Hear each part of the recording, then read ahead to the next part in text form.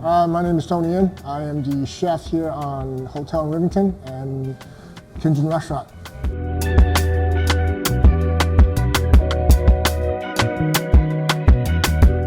Fusing overall ingredients that were accessible here, and we're trying to keep it very metropolitan.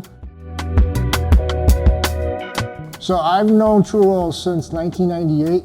The relationship obviously blossomed from 2001 all the way till 2024.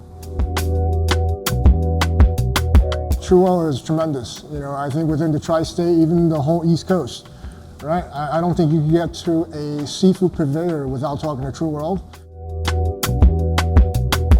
And overall, the quality, the selection, and of course, the guest satisfaction is definitely their pure focus.